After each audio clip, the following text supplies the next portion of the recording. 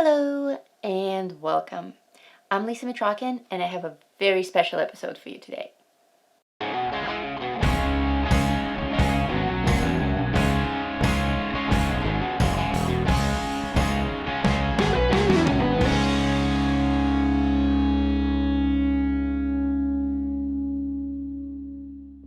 Instead of taking you through one of my colorings with commentary, I want to show you some things that will explain the various art terms that I use in my video tutorials. I would like for this episode to be a sort of a reference guide that you can visit whenever you want when I say things like, keeping the desired contrast levels in mind, let's create a smooth gradient here that will, and you just have no idea what I'm talking about. By the way, my video episodes are based entirely on your requests and suggestions. This topic today is something that my viewers specifically asked for. If you're new to my channel, please hit that subscribe button and join our awesome coloring community. I'd love to hear what you want to learn as well. So let's start by introducing a few main terms that I use a lot. Some of these terms you may already know, and some may surprise you. Let's start with the most misused words in the art jargon: hue, tint, tone, and shade. I see people constantly swapping the terms tint and tone and shade, color and shade, as if they were synonyms. They're actually not. They have very specific meanings. Let's go over them one by one. Hue. This is very simple. Hue means the purest form of a given color. It's quite literally red, orange, yellow, green, blue, cyan, and violet.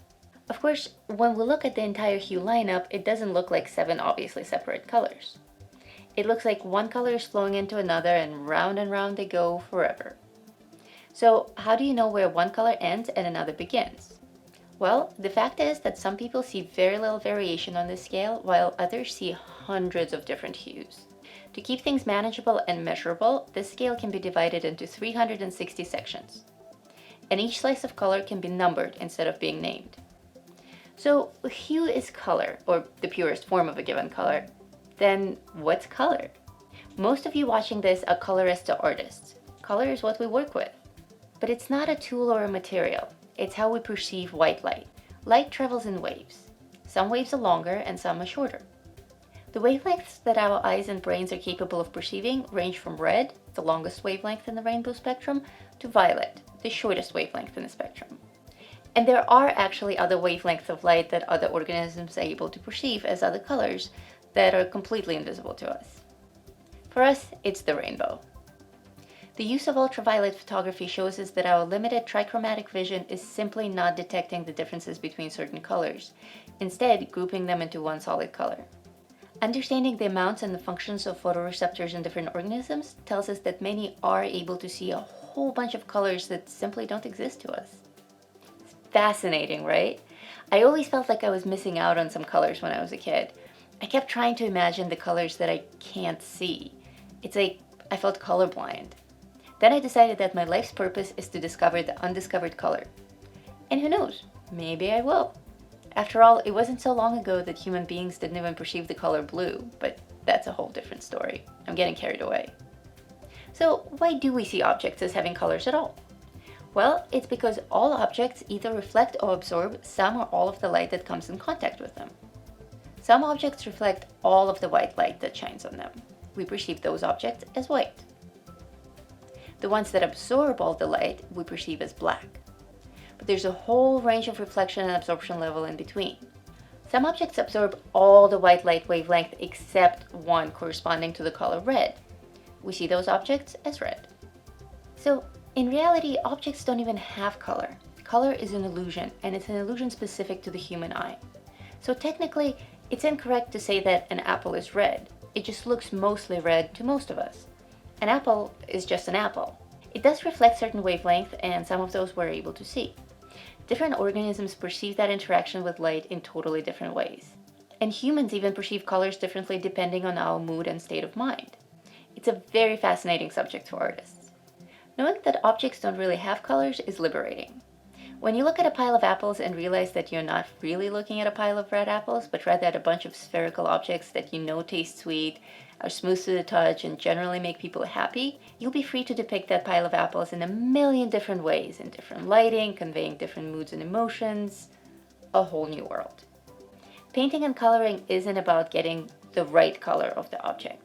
It's about conveying an illusion perceived by our human brain during particular atmospheric conditions, realistic or imaginary. When you flip that switch in your mind about objects not having an actual color permanently attached to them, your coloring will improve dramatically. I promise you. This comes particularly in handy in skin tone coloring. We rarely see the actual skin color of an individual, but rather the way that the light plays on the surface of the face under different conditions. Alright, now that we have a general understanding of what color actually is, let's go over to the color wheel and take a look at the other three terms. Up next, we have tint. The tint of any given color, let's take red for an example, is that color diluted by white. Hue plus white equals tint. Of course, because you can add a little bit of white or a lot of white, tints can vary. See how adding white to this red color makes it pink? Pink is technically not a color. It's a tint of red.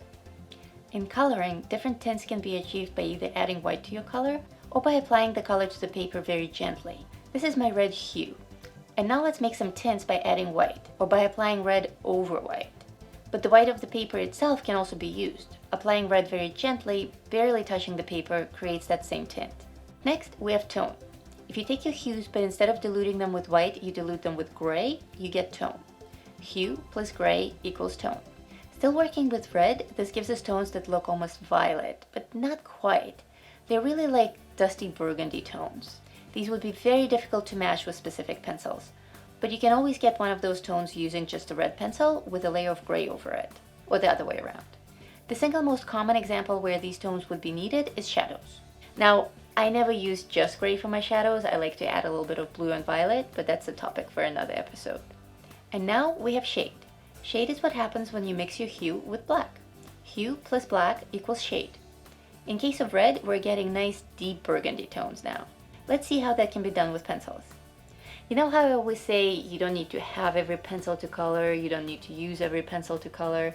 I can mimic this dark burgundy pencil that Prismacolor so kindly provided me with just by using a basic red and then adding a layer of black over it. Fun, right? So there you have it. Hue, tint, tone, and shade. Remember, they're not interchangeable or synonymous. Another term that I use a lot in my video tutorials is saturation. What I mean by saturation of a color is its intensity. When a color is fully saturated, it's in its purest version, like our red here. As the saturation increases, the colors appear to be more pure. As the saturation decreases, the colors appear to be more, well, colorless. But saturation is not limited to the colors that I'm applying to the paper. It's also what you, the viewer, are perceiving on your screen.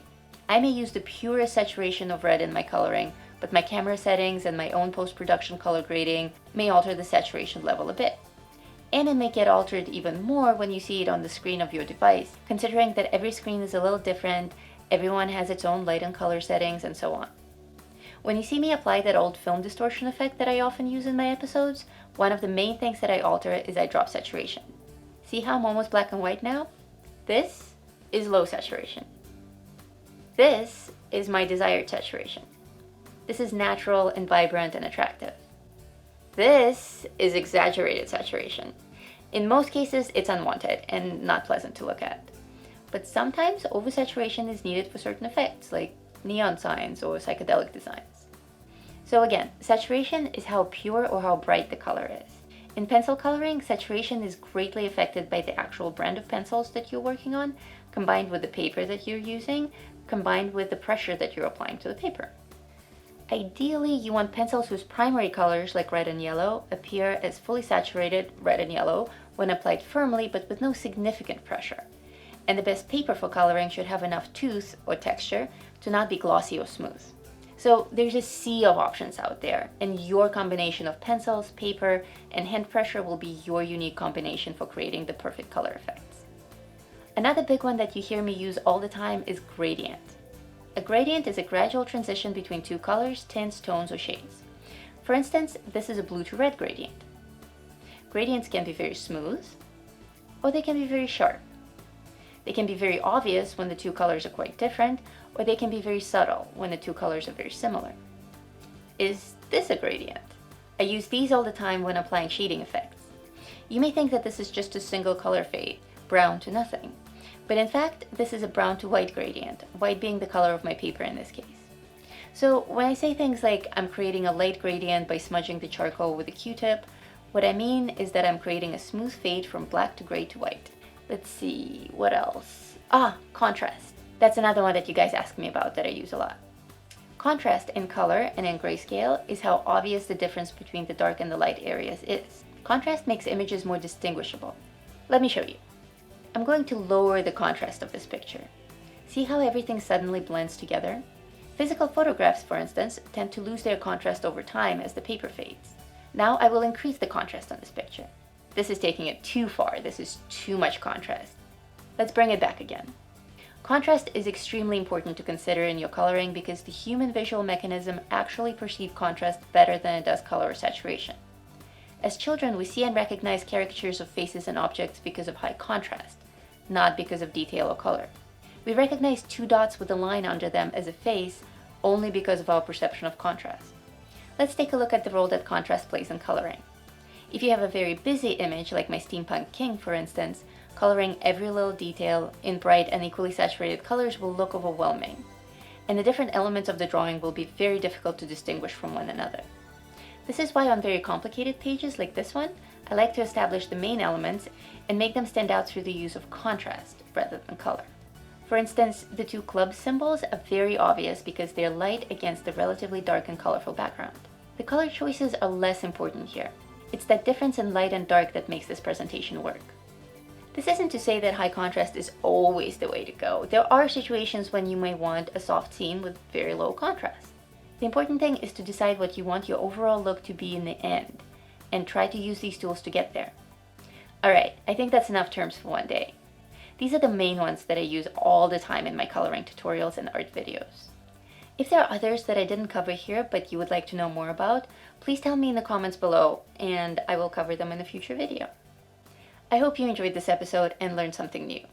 Please hit that thumbs up button and subscribe to my channel if you don't already. I'm Lisa Mitrokhin. Thank you so much for watching. I'll see you in the next episode. Bye!